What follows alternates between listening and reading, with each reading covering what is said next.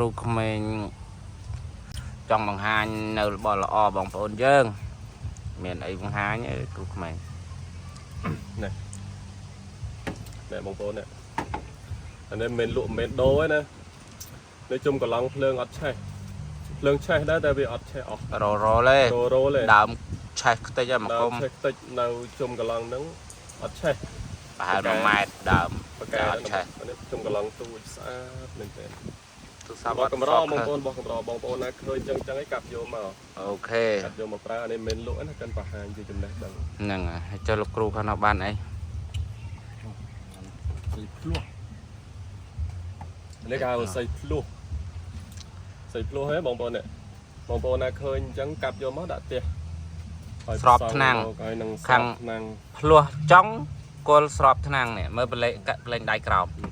ប្រឡេងដៃក្រោមនេះក្រោមស្របថ្នាំក្រោមស្របថ្នាំ